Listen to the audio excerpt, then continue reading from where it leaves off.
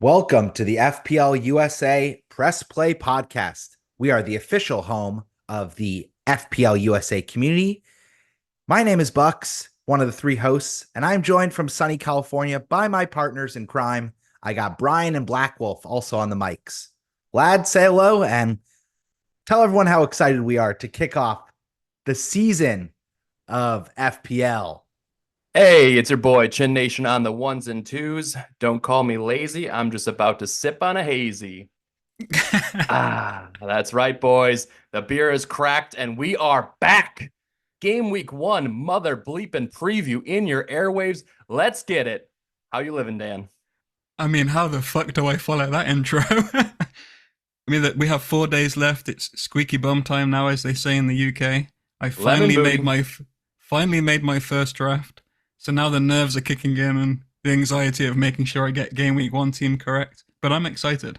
So you're talking about squeaky bum time. In America, I like to call that the lemon booty.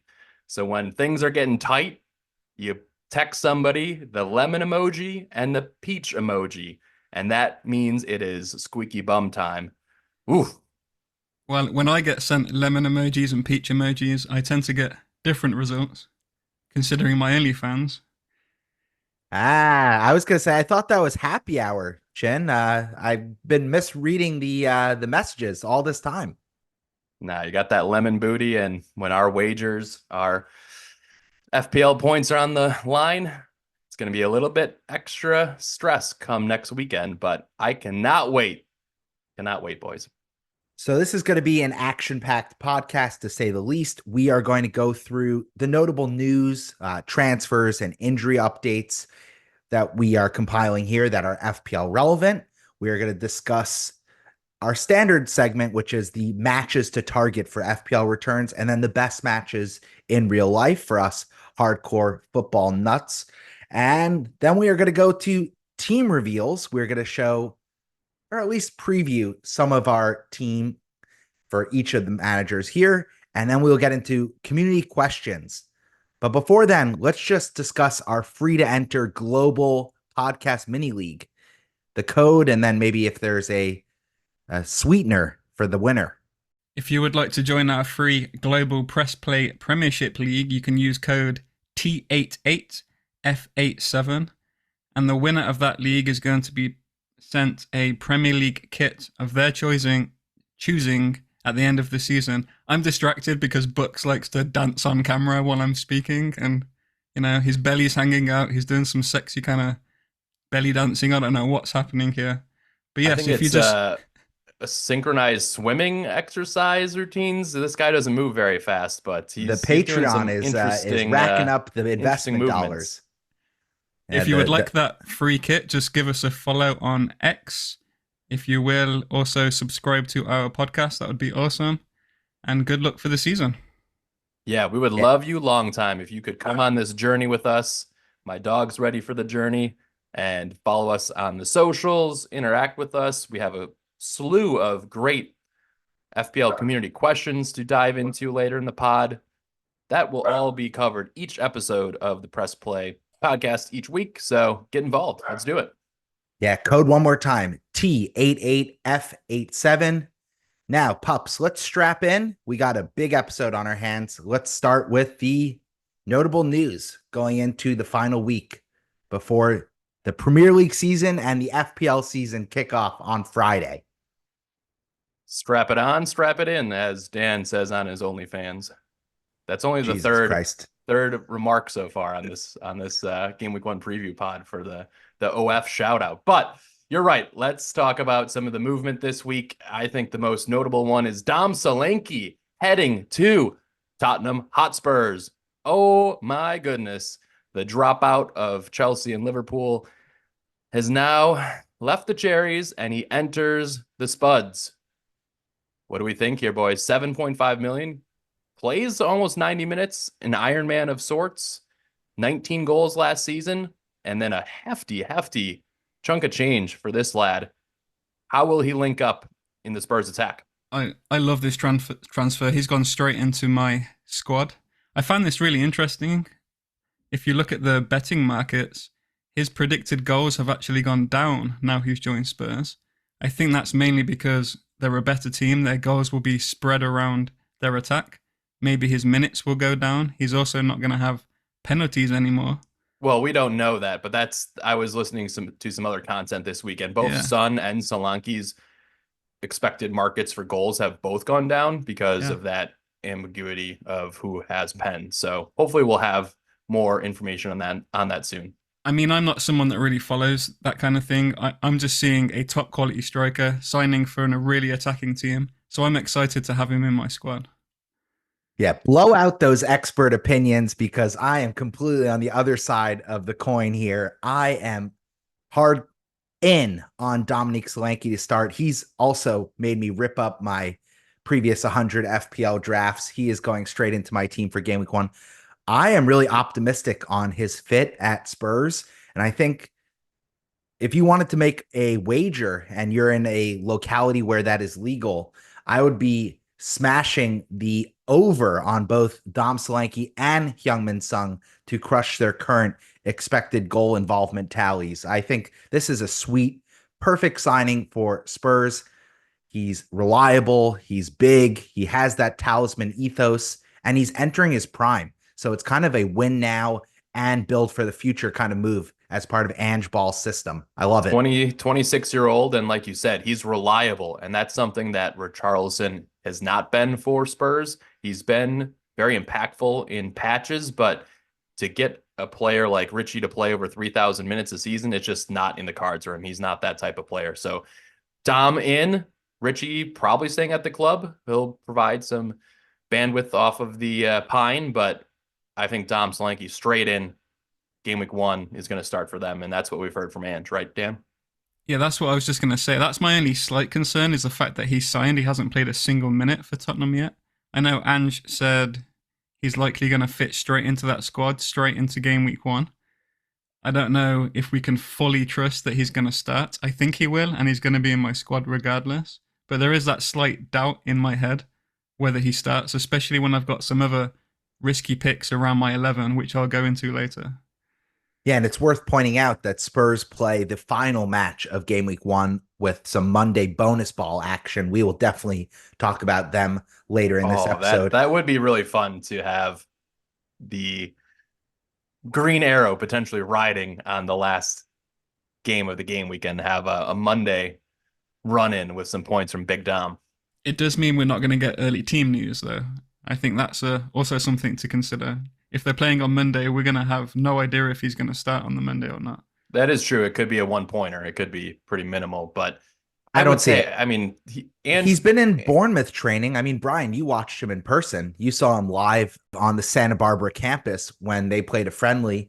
And the Bournemouth and Spurs system are not altogether too dissimilar. So I really think he's fit. He's been training. He's now at Spurs fully. He did the medical. He'll be fine. He's going to have an extra training or two while the other teams are playing. So I expect he'll get at least 75 minutes game week 1, and I don't see it being an issue. I mean, like I said, he's straight into my team. I think he will play, but I do see merit in people going somewhere different for game week 1 because of that slight concern. And we'll talk about it a little bit later, but Leicester have not been pulling up very many trees in the preseason tallies. They look abysmal.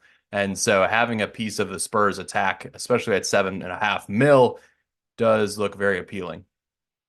Speaking of uncertainty, we can just touch on the most impactful match that happened as the lead up to this week before kickoff, which is the Community Shield. That was a glorified friendly, but it was a Manchester derby. So, of course, the fans were out in force. It ended 1-1, 2 late goals, Garnacho and Bilva, both providing the goal scoring, and then City win it on penalty kicks.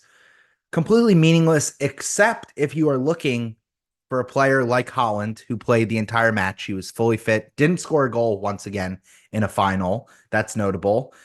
But we also saw Oscar Bob play very heavy minutes. And this is a way of kind of mentioning other players who have yet to come and feature for any moments at all. So we mentioned Solanke hasn't played at all for Spurs, but he has been training and been part of preseason.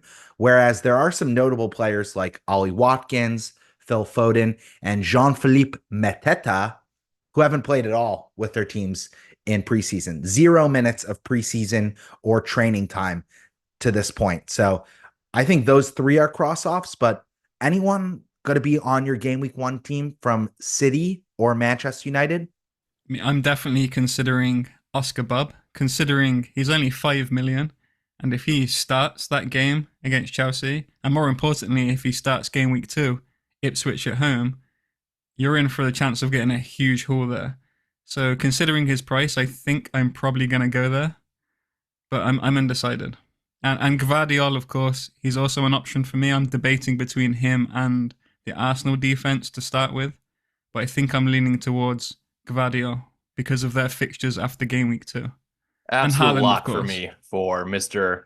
Oscar Bob. Hopefully he doesn't turn to trash can Bob the Oscar. We'll see what happens with him. But at 5 million, especially given that the new lad from Brazil is going to take a while to bed into the team. I mean, he's like Doku 2.0 that could be providing some width on the right-hand flank for City. But I just think given he's played all the preseason matches, he's come up with a couple goals, 4 assists, looking very spry. He's going to be the man that stays in my side for game week 1. And at 5 million, if it doesn't work out and he's benched after 2 game weeks, so what? Then you just keep him second or third on your bench. You should still probably have another playing defender. You'll be fine until you get to early wild card. My only slight concern with him, and it's similar to the Solanke thing, is they have Chelsea away game week 1. You know what Pep likes? He likes to control those games. So I'm just curious if Bernardo Silva might take that spot. I mean, I'm no City expert, but it does concern me. I'm not concerned. I mean, have you seen the Chelsea defense line up there? You don't need control against pretty that brutal right now. maybe in 20 game weeks from now, but Chelsea's D is going to take a long time to come together by the looks of it. Yeah, it's a grower, not a shower, the Chelsea D, that's for sure. I will say I'm on the opposite of both of you guys. I am holding a prop. I have my youngest daughter's Oscar the Grouch cup in my hand, and I'm going to be a Grouch here. I am not Oscar Bob curious in the least bit. I think it's too short term of a pick. And I think when push comes to shove, Pep trusts his veterans, the guys that he's gotten there with in the past. So I think Bilva will be the man in that position for the most part. And yeah, the only Oscar I really rate is FPL Focal. He's the main Oscar in my heart. Friend of the show. All right, what else do we got going on around here? Some other news. Let's not talk about the FPL press play transfer move that just happened 48 hours ago. Dan, you want to break that down? Let's address the elephant in the room. We know we want to talk about it. Pedro Neto has gone to Chelsea. Come on, Bucks, get it out.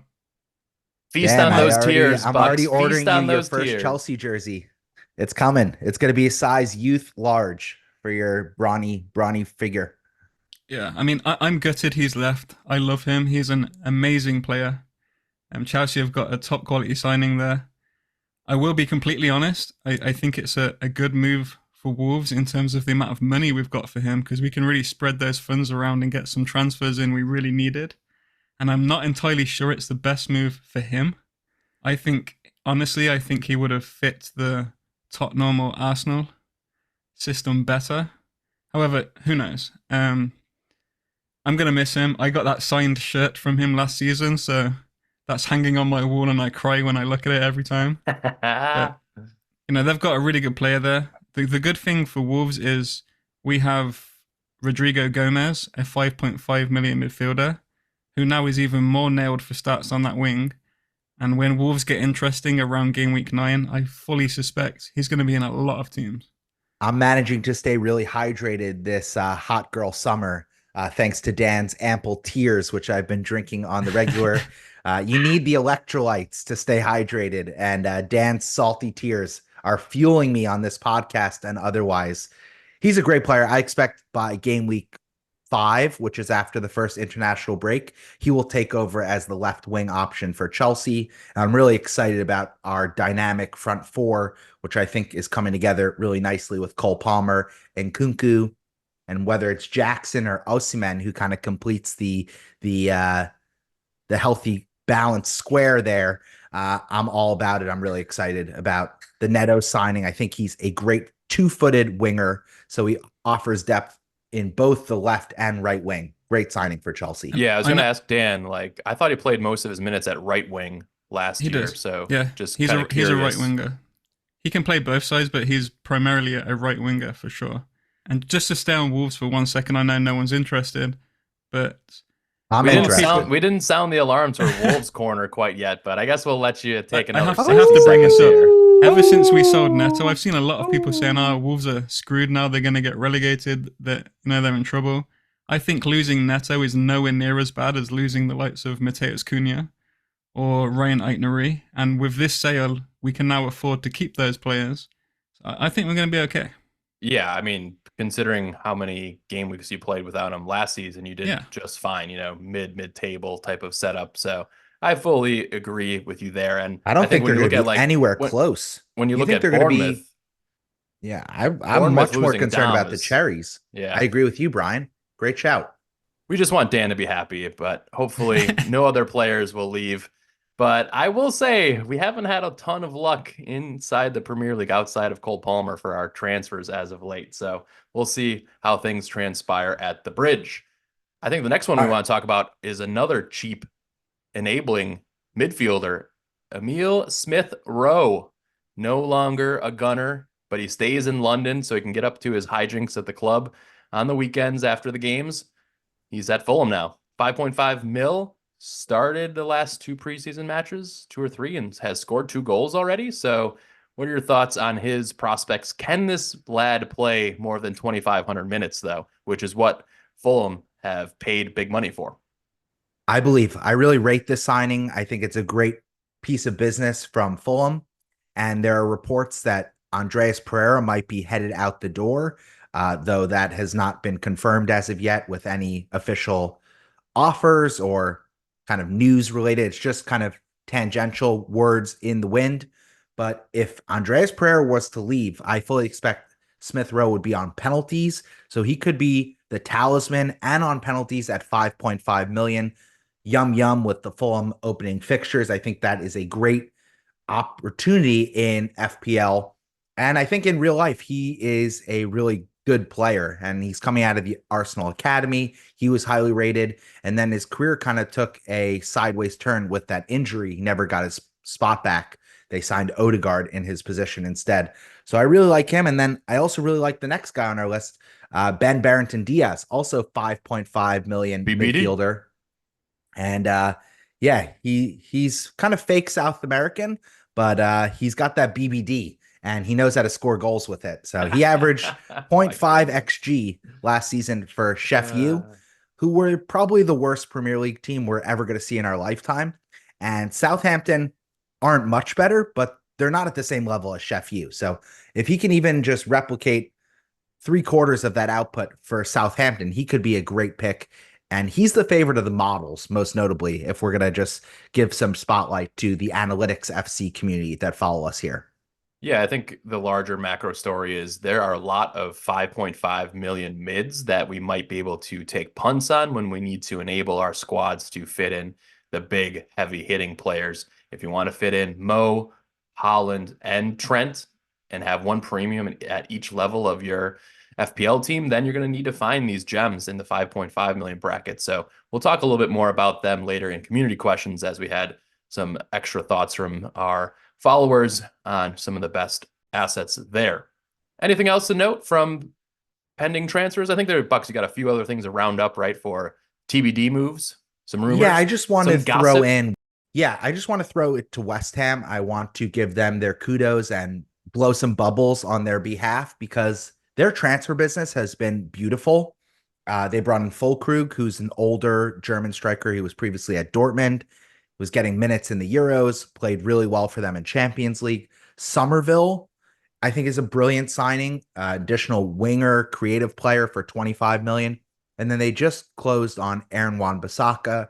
There are some other moves that are swirling at the club, but to lose Zuma and to bring these 3 guys in, I think, yes. Great news. And I know one of our followers abroad, FPL Fella, will be really jamming about what's to come with the Hammers this season. I think they could finish in top 8, no problem.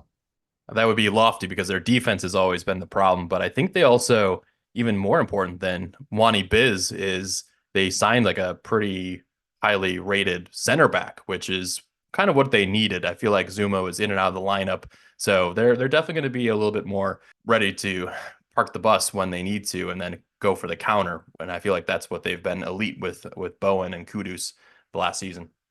I think we have lots of time to assess West Ham too. Their starting fixtures are pretty shit. So I think we have plenty of time to see how well they do. Absolute dog duty. Yeah. I looked at him before. I was like, oh man, Bowen. We've always had good times with Bowen, 7.5, and then I looked at their fixtures. I'm like, no way in hell will I be starting with him.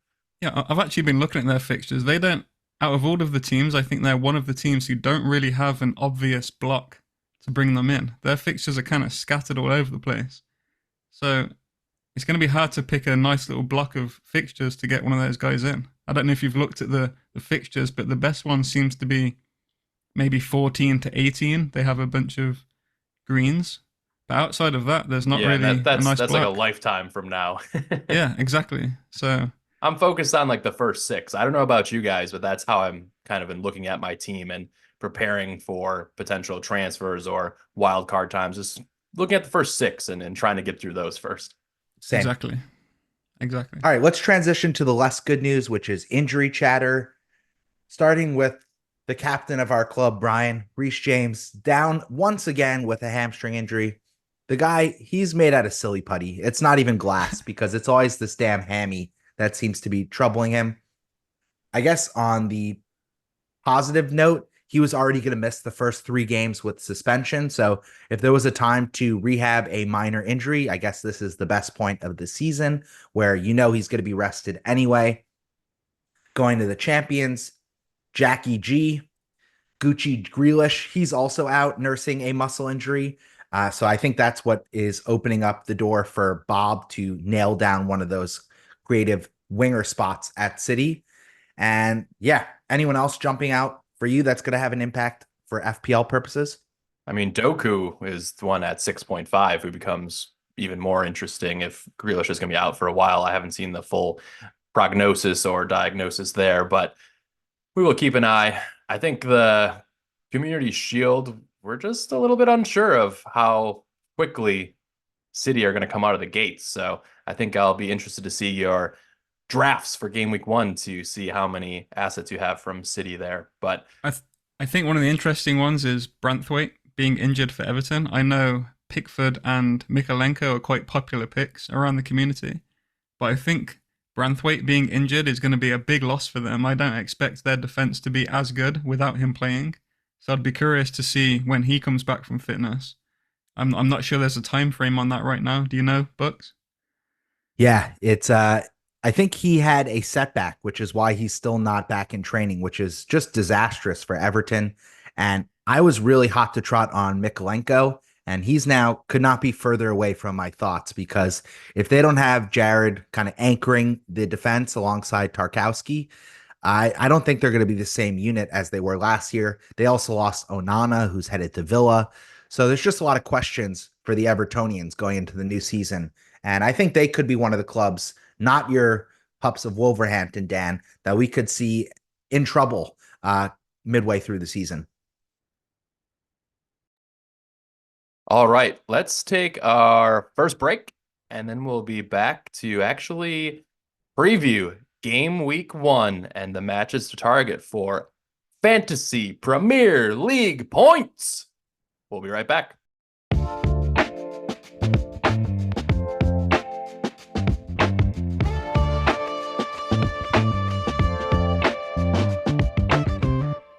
The excitement is contagious, Chen. I love it. I love it. I love it. Let's go to the fixtures to target for FPL hauls, starting with what I think is the most cupcake of all cupcake matches. Newly promoted Southampton. The Saints are back to their old fuck around and find out because they're going to Newcastle, St. James Park, and they're going to find it a good beating with those rulers that the Gordies are going to bring to their tushies. So I think this is 4-0 Newcastle. Just destroy and dump the Saints in the trash. Bucks. Wow, that means Isak captain is going to be at least a double-digit return, right? If you're predicting a 4-0 haul. I'll probably be there. We're kind of spoiling the show a little bit, but yes, I think it's going to be a feast of a day if you're at St. James Park wearing the black and white stripes. I think you're going to be in for a rollicking good time. So we're confident as well that Gordon is going to start and play 70 plus minutes in this one. Have you guys been a little bit so. wary of that? Or, I mean, he's kind of like Sokka light last season. He broken fibula, just He walk broke it his off leg and he was playing like come 3 right days back later. I mean, you saw in the Euros, he fell off his bike and screwed his face up, and he still was totally fine afterwards. The guy's going to be fine. I think. I think he'll play. And if Howe says he's not going to play, that means he is going to play. Yeah, I would definitely transfer him in if Howe says he's out. Exactly. Urgent. Go to the transfer page. One player I did want to flag, obviously, we're also looking for cheap Newcastle defenders as well. So Trips is still looking like he's at the club. No concrete news that he's going to move to Saudi for a bag of cash. So Livermento and Hall, one's to monitor. I've tinkered around with Hall, actually. Have you guys read that or seen that he's nailed down at left back there? I don't think we could say he's nailed. 1 goal, 2 assists in preseason. Yeah, he looks good. Former Chelsea Academy star. The issue is Howe loves to play Dan Burn there, and I think that could be an issue in early season. And we're not going to hear anything noteworthy from Eddie Howe. The fuck. So I mean, a lot of it is based on Gahey, right? If Gahey comes over from Crystal Palace, then Burn could play left back. But right now, I think Burn would be next to Schär as the center back pairing, and then Hall is left back. So something to monitor. I mean, I think it's worth a punt if Hall does play there, and based on their fixtures to open up, I mean, they're good for attacking. I think Hall's the player that could get you both, and somebody to monitor for sure. He's on my very short watch list at 4 or 5 defenders. He's on mine too. And if you look at what Newcastle fans are saying, a lot of them are thinking he's first choice left back right now. I knew you were a smart fucking guy, Dan. Attaboy. Way to agree with me.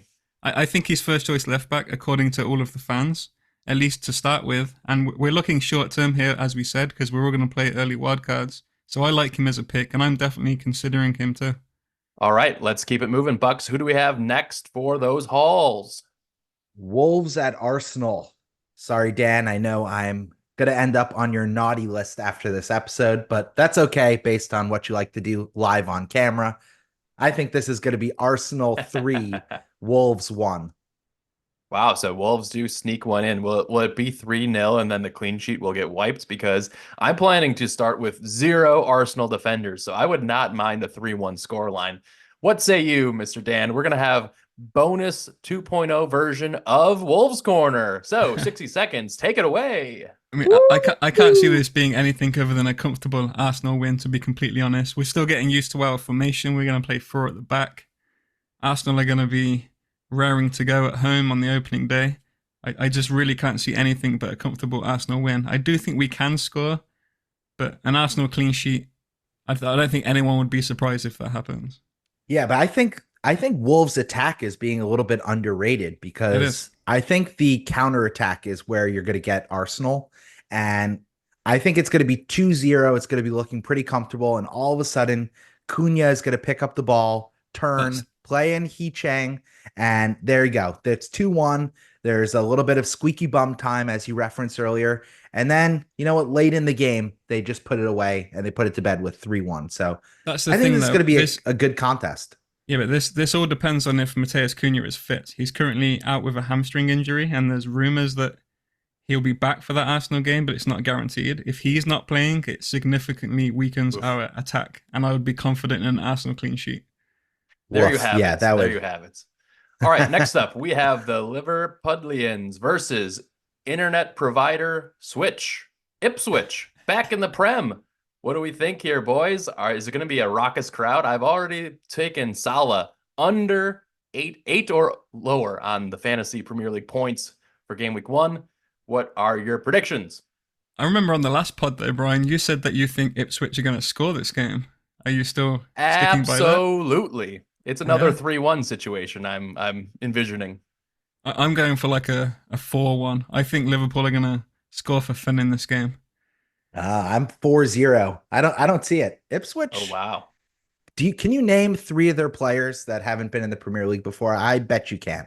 No. I only know the internet Got him. providers. We got Cox, we got Spectrum, we got I don't know any of these two players on this team.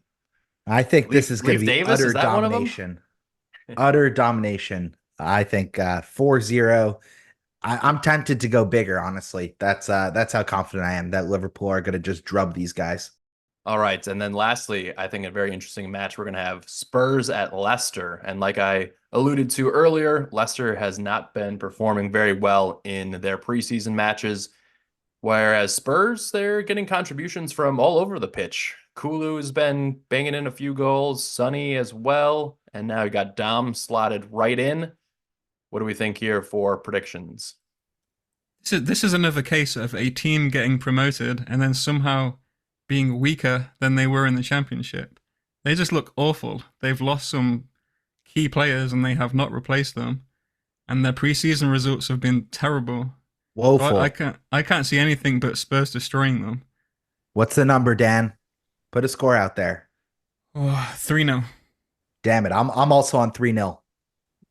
Clean sheets for Spurs. I don't know. We'll see. But they are fully healthy. So we'll see if VDV and Udongi and Poro can put in a shift. All right. Let's transition to the best matches in real life. I think there are three that jump out. The Man City at Chelsea match. It's going to be bad for my health, but I think as a neutral, that should be a pretty interesting game. Pep, the master, versus Enzo, the grasshopper.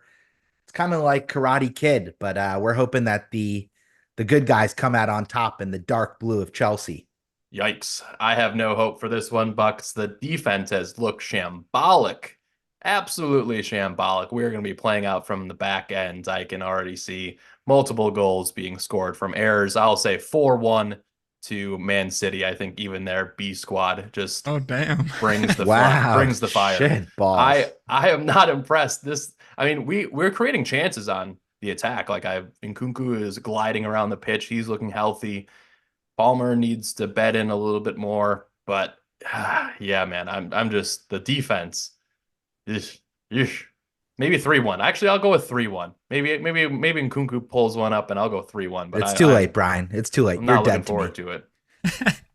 I'm going to go for 2-1 to Man City. I think it'll be a close game. I think Chelsea are going to turn up for this one. I've just got a feeling. It'll probably be just Oscar Bob Hattie. Wouldn't that be? That would be peak FPL if this guy comes in with a double-digit haul in his first match. I sure hope so. I think it's going to be 3-2. I think there's going to be goals in this game. Chelsea's attack looks good. It's the defense that looks absolute disaster class.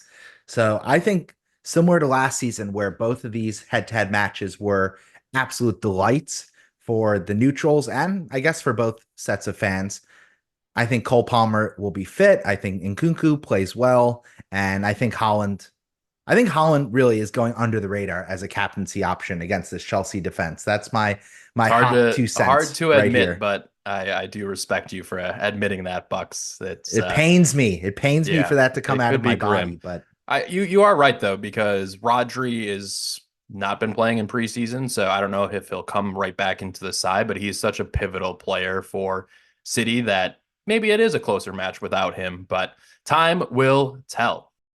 Next up, we got the opening match of the season, which sees Fulham travel to Old Trafford. Fulham against Manchester United, Friday footy. So everyone just be advised that you need to set your draft and be locked in for the deadline, which is coming Friday afternoon here in the States. And yeah, don't miss the first deadline. That is the most important deadline not to miss, to say the least. Oh, could you imagine being locked into your auto-picked team that you signed up a month ago and just totally forgot about the deadline? If you're a true casual, that would be pretty funny. That was almost Dan. Dan didn't mine make a draft until 5 minutes before this podcast. Mine wasn't too bad. My auto-pick team wasn't too bad. I almost stuck with it. I had Ederson and Allison in goalkeeper slots, and I was like, what the fuck, 11 million? You'll see me dead before you see that ever happen in real life. But this one, I'm just very curious to see how ESR and Muniz. Like, who is going to be the top dog there? Can they both coexist and bring us FPL glory, or is it going to be one player emerges as the cheap pick there? So that'll be really interesting. And Man United, they just had some big signings, actually, Bucks. I don't think we talked about those at all, but Matthias de Ligt, or however you pronounce that Dutch de name. Ligt, the medical just happened today. They signed Lenny Euro. He's already injured for 2.5 to 3 months. Yeah, he did. That's the center back partnership of the future. But in the here and the now, it might be a pretty ugly showing from the Reds.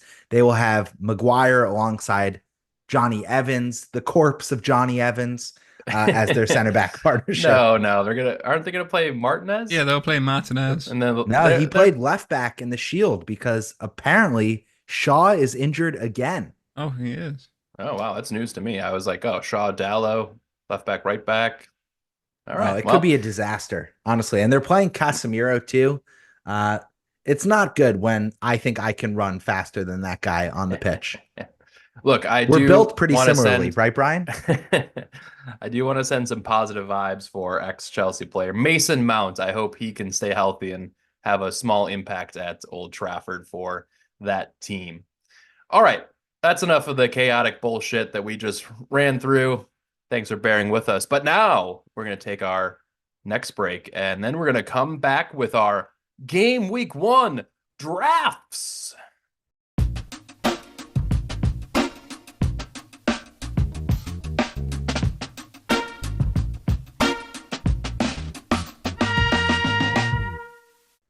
All right, let's get into the drafts of the three co-hosts. We have very different managerial styles, so I expect this will be highly entertaining for some real hardcore FPL fans like the three of us.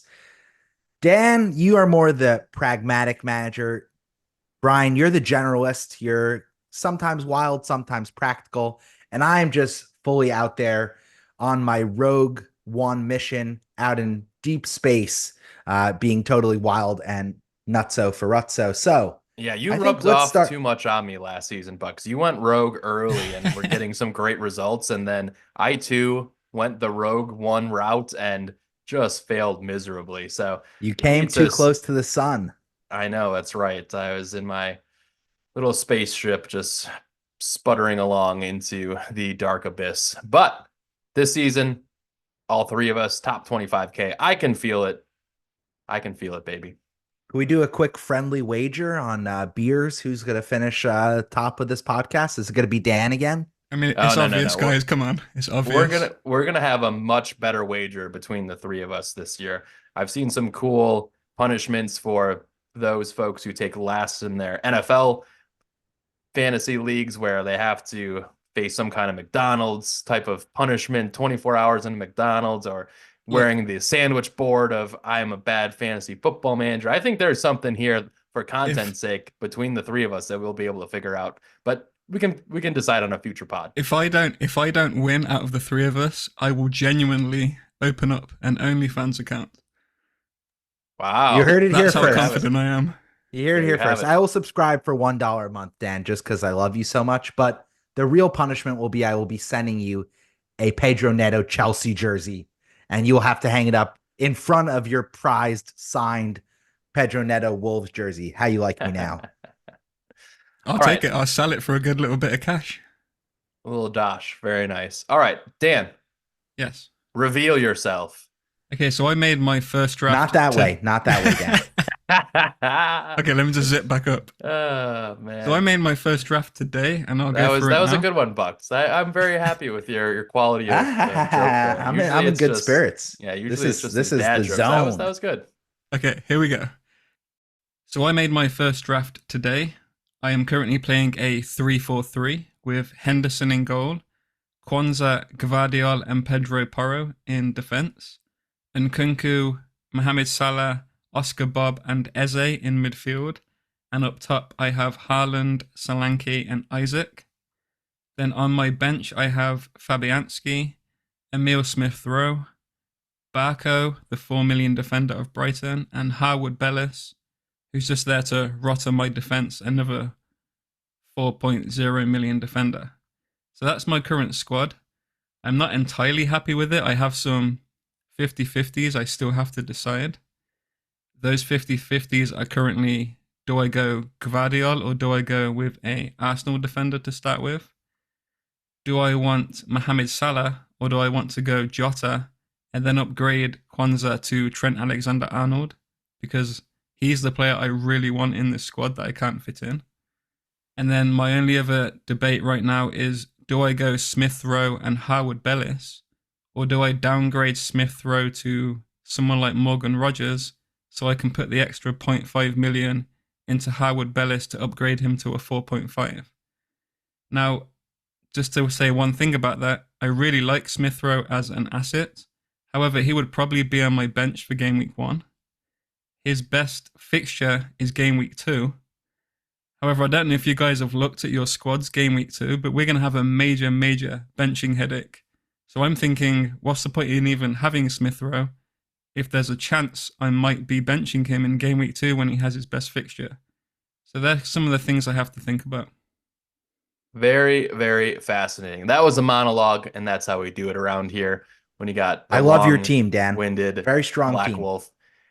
Yeah, I think it's really good to use those transfer planning websites just to look at what your team looks like in game week 2, game week 3, just to see if there's actually value and validity in having that strong of a bench player in your first slot.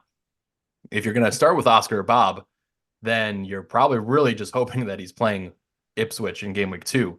And therefore, I just don't see you bringing Smith Rowe off. I mean, you could start Smith Rowe in game week 1 over Nkunku if that was something that you're interested in. But yeah, I think the thin bench of defenders, though, like everybody is really, really hyping up Barco. Underpriced, looks to be on a lot of set pieces, corners. So Barco, you can easily rotate. So I also, in my draft have 2 4.0 defenders, but I think we can actually look at Barco as somebody that will be reliable through the first 6.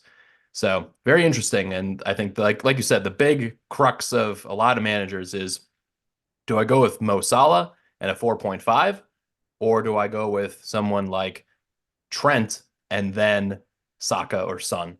Because those monies equal exactly the same. So I think that's a big question that we've seen around the community. Yeah, and the only way you can fit in Salah, Haaland, and Trent, at least for me, is to downgrade Solanke to someone like João Pedro, who's 2 million cheaper. I've also looked at that option.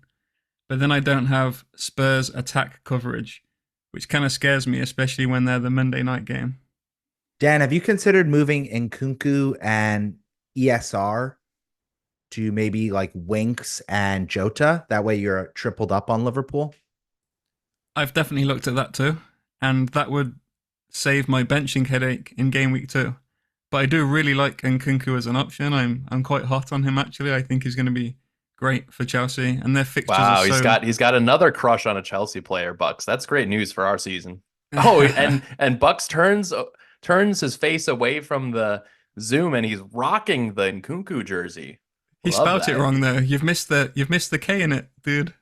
No, it's there. You just can't see it. I'm just kidding. You can't see it with all my back flat, Yeah, you and Casemiro both. Yeah, we got those big booties that match. Dan, I really like your team. I think, like you said, the benching is going to be brutal, and you're just like a little thin in defense. My hot take is I think Gabriel is a better pick than Gvardiol to start the season. Fixtures notwithstanding, because I just think the Arsenal set piece coach has magical powers. That guy is like, he's inevitable, and he's going to get like 4 or 5 chances a game to potentially get on a goal. So I really like Gabriel. If you're not going Trent, I think Gabriel is the premium defender to get. Interesting. Yeah, no representation from the Gunners in this squad. And tell me a little bit more about this Pedro Porro pick. I know he's been hot to trot in the preseason matches, a couple goals. You're just thinking that's going to continue and he's going to provide value, even though the clean sheets usually aren't there for Spuds? Yeah, I just think he's practically a right winger for a really, really attacking Tottenham side. And I actually do expect them to be a little bit better defensively this season. I could be completely wrong, but I'm hoping that's the case. His numbers are just so good, and they have great fixtures. So yeah, he's close to being a lock in my team. Interesting. I'm All right. also Pedro Porro curious. At FPL Hunt, friend of the podcast, Connor, has actually incepted me and taken over my twitchy tinker fingers. And he's put this draft together that I'm going to be sharing with the pod. But let's save that for last. Brian, I want to hear your team next, as you've been being very cagey with sharing it to your co-hosts. Oh, KJ, I figured I'm nowhere close to being locked in. So I guess for now, I shall share what I'm rocking. Right now, I got Henderson in goal, a double up in the Crystal Palace defense with Munoz, Hall, and Trent in the back line. Across the midfielders, I have Eze, Diogo J, Saka, and Bob.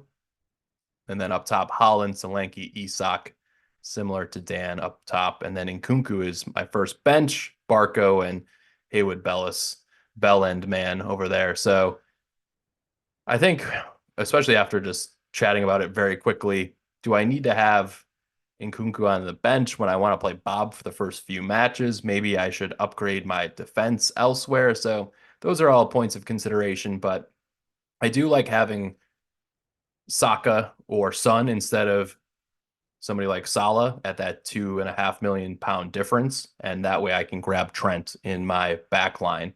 So that money goes a long way, I think, in your teams. I mean, my first few drafts I had Munoz in and then Muniz. So the Muniz money boys, 6 million for Fulham. I'm just not sure if he's going to be the guy with ESR there. So decided to put Solanke straight in. And that's about it for now, but definitely up in the air for sure. Critiques? And Cuckoo should be starting, Brian. Come on. He could be the talisman until Cole's fully fit.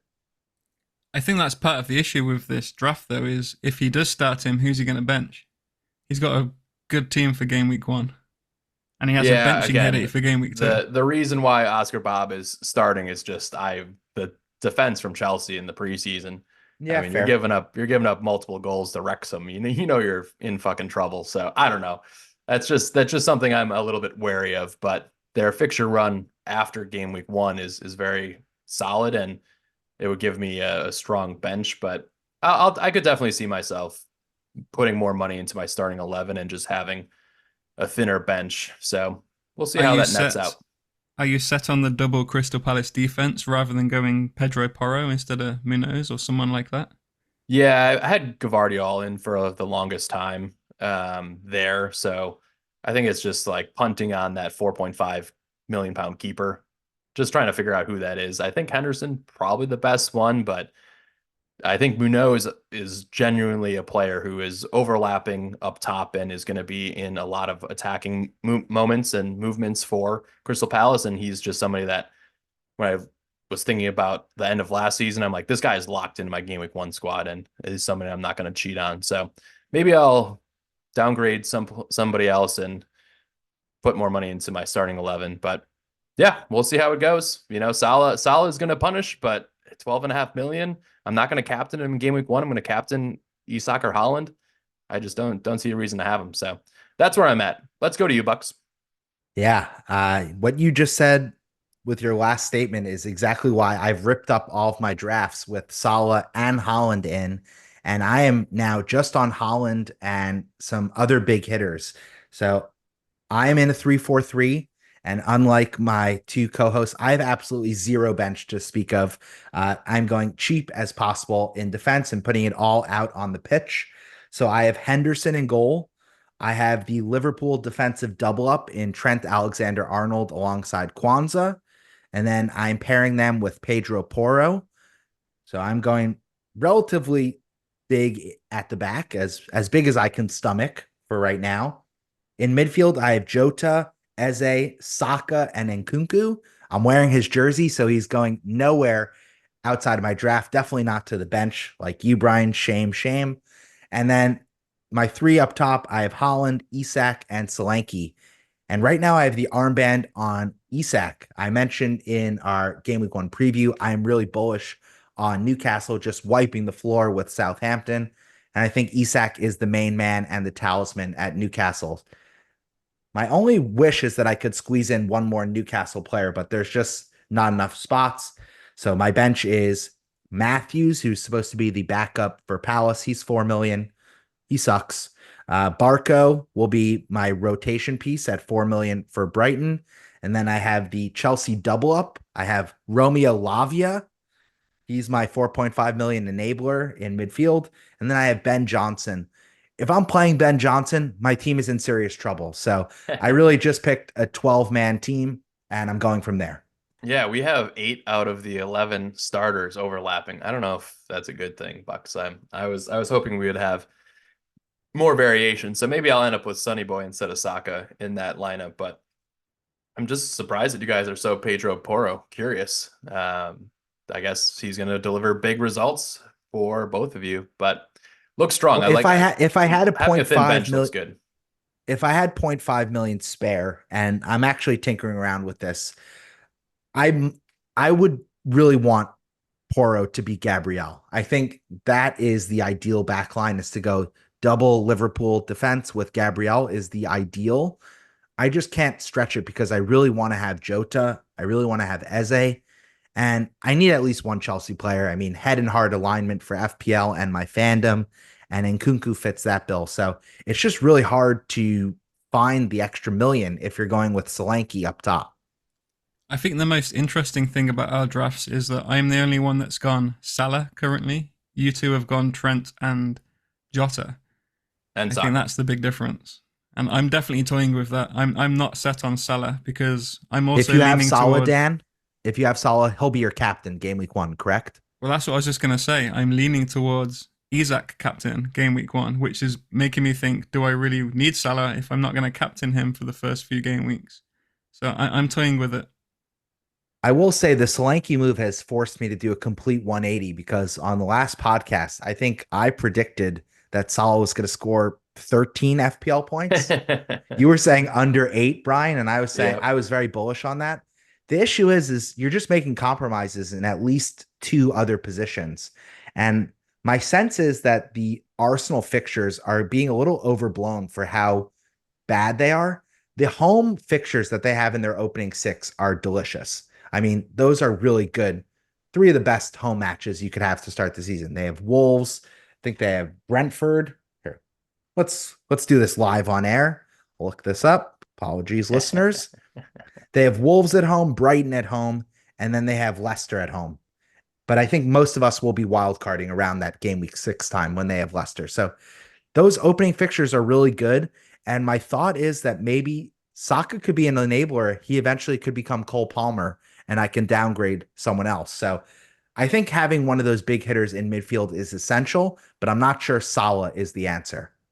Yeah, I also found it interesting that we all have Nkunku kind of as the player to hedge for Cole Palmer, since none of us have him. But given the start of the season, having a piece of the Chelsea attack in those fixtures does seem like a wise move to make. So very, very interesting. All right, boys, I think that's a good preview. We're going to be tinkering all week. I think let's now transition to our FPL community questions. And we really appreciate you guys engaging with us on social, on X, in our WhatsApp groups. So I think this is definitely one of the most fun segments of each game week for us. So let's start off, Bucks. Who do we got at the top of the charts for our questions? Mailbag. Let's go to FPL _Masala, aka Nihal.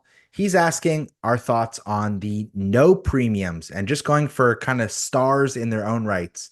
So skipping Haaland, skipping Salah, but having 7 attackers that are between 10.5 and 7 million. If it was in isolation, I rate it, but the issue is captaincy. And you're really going to want to have Haaland specifically for that match home to Ipswich in game week 2. And I think that could be, you could just find yourself ranked at like 4.5 million out of 4.5 million players if you don't have them for that match. And I would be petrified. The best team in Europe, arguably, versus one of the newest promoted teams in Europe, that seems like a huge mismatch to me. I think you also made a good point earlier as well. Having a premium in your team allows you to move funds around if things aren't quite going well. If you've got a midfield full of 7.0 to 8 million attackers and you need to get Salah in for some reason, or Saka or Palmer, you're already forcing yourself into doing 2 or 3 transfers to make that happen. So from a squad structure perspective, I don't like it. Yeah, I do believe in having those premium slots to start with, and then you can transition off of them. Like having at least Mo or Holland and starting with them and then downgrading and then doing that kind of motion, I think it makes a lot more sense, especially if you're in a spot where you're like, oh, Mo's not delivering. I just need to make one transfer to get Saka or get Son early doors, and then you can bank your other transfers potentially instead of doing a double move. I like that kind of flexibility, especially early doors. We want to have some patience. Like I'm hoping to roll until game week 3 and then possibly use transfers, but we will see how it all plays out. But there are players that we haven't mentioned, like Bruno. Bruno is really high in the analytics in terms of his projections. He's going to be creating a lot more chances. Maybe they have a little bit more finishing around him this season to boost him up. I think you're also considering players like Odegaard, Havertz even. I think, Kai is somebody who I'm still waiting to see if he's going to be playing the number 9 for the Gunners, but he will be. He's been sure. He's been very spry in early preseason action, and he's been playing kind of that roaming 8 role with Jesus playing a lot more minutes. So I'm just a little curious about some of these players, but there's a wealth of options, and now I'm not seeing Ollie Watkins in any teams, and so if you were to skip, you could get 4 of those kind of mid-premium guys. So very interesting to see what your money can buy you. Yeah, the one other point we should just shout out is the fixtures. I mean, Man City and Liverpool both have really incredible fixtures from an attacking point of view. And Saka, Son, and Palmer, it's a little more spotty. And we have fitness concerns about Palmer, Son, and Saka. They have the North London Derby and other tough matches in their opening 5 game weeks. So I just think you just pick your horse. If you're going to be Salah, if you're going to be Holland, and then build the team out from there. That's kind of the way that I'm operating from an FPL perspective. All right. Next question we have is from friend of the show, another friend of the show. Actually, we've had a lot of these folks on now that I'm we have so at many the friends. List of, we're popular. Questions. Oh yeah. I feel like everyone is a friend of the show at this point. Oh, we're popular. Well, smell your armpits. We gotta grow our robust guest list out for this season. Can't wait to have more of these folks on. But at FPL Fellow wants to know, which current Premier League player would you like to see in the MLS? Taking shots over here. But Bucks, I think you even responded to Fella on X already, right? Yeah, my serious answer was KDB joining NYCFC, excuse me. They're a city-owned club. They're in New York, so I'd be able to watch him. So a little bit of personal bias there. But my real answer is I want to see Christian Romero join the UFC. He doesn't need to join the MLS. He just needs to jump right into mixed martial arts. I would pay for that pay-per-view 10 out of 10. 100%. What other teams do we have? I would like to see, I'd like to see Ederson come and play in the MLS, but play an outfield role. I'd just like I'd just like to see him just fucking around, whipping some balls in. I would like to see him on pens officially. It'd just be a fun player to have in MLS. You'd be like leading the line for Orlando FC or something. That would be awesome. Love it. Kids will be at Disney and he'll just be playing some schmucks out there in Orlando. Yeah, with all his neck tattoos, he'd fit in great in the Panhandle. Sorry. Let's go to FPL_Hunt, aka Connor. I shouted him out already. He's asking about the models that we kind of are using for reference. I think this is a trap of a question. Connor knows we are not smart enough to read stats or decipher advanced analytics. Numbers are not our friend. Speak for yourself. I do like to dive vibes into those. Podcast. Vibes and banter. This is for sure a troll question from Connor. We all know Connor from the group chats. He's a troll. Yeah, thanks, Connor. I couldn't even speak good on your question, let alone add good. So it's not looking great. In all seriousness, I am very much an eye test manager. I do use stats to back up what I see on the field. I watch almost every Premier League game, I would say. So for me, it's mostly eye test or vibes. But I do look at stats if I'm on a 50-50 decision. I'm trying to pick between one player or another. But I don't really go anywhere in particular for those stats. I just get my answers from experts like Connor. And we should mention that we are subscribed to both Fantasy Football Scout and Fantasy Football Hub in case they still have some shekels in the bank looking for more podcasts to sponsor. We'd love to offer discount codes to our loyal listeners. Yeah, and they're both great sites. Yeah, I think for me, I just like the FootMob app is just really smooth. So I use that for all of my score checking and when I'm out and about, when I'm at brunch on Saturday instead of watching the late fixture. But I think for me, just like there's so much content out there from on a YouTube perspective, and I like to have YouTube up for a number of different shows like the FPL Wire, and I think Black Box are two of my favorites that incorporate a lot of graphics and stuff into some of my my favorite content creators. So I like to see some of the I think the graphs where it really shows a lot of the quality of touches and the passing maps and the heat maps. Like those are like basic things, but it does help give you another set of eyes on what you're seeing. And like Dan said, it's just good to have that short list of players that you see with your eyes and then do the stats back them up? Or was it just a few sick touches that really swayed your decision making? Lovely. Let's go to the last question from FPL Barrister, aka Jeremy. Jeremy's asking Trent versus an Arsenal defender and the extra 1 million in the bank. And he also has a second part to this question, Morgan Rogers versus Oscar Bob. Let's let you guys take it. You guys are the Bob train here. The first one, I would say I prefer Trent. I think he's just by far the best defensive asset to start with, and I see no reason personally to hold money in the bank at the very beginning.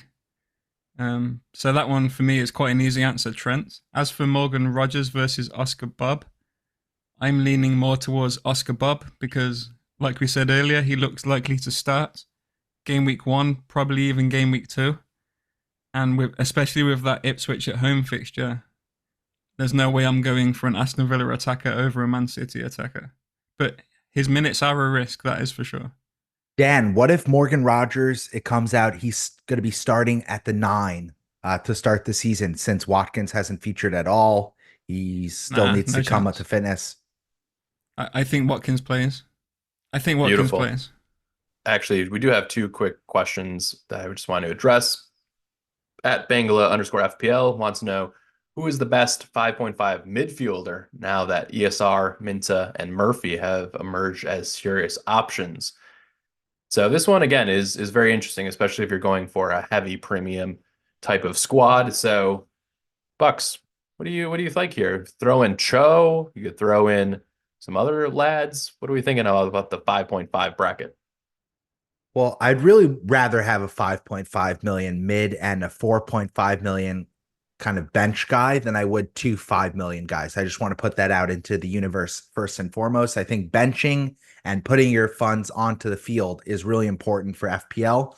And I think the conversation about having a bench, if you're not going to bench boost game week 1, we should know with transfers that you're able to get a strong 11 each and every game week. Of course, you want to roll transfers, but I just wanted to say that. So my ranking of the 5.5 million mids is as follows.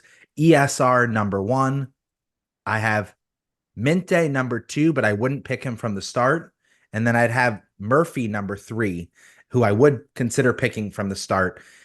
For some reason, the analytics really love BBD, though. He's like ranked, I think, 3 or 4 points clear of the other guys for the first 5 game weeks, which was really interesting.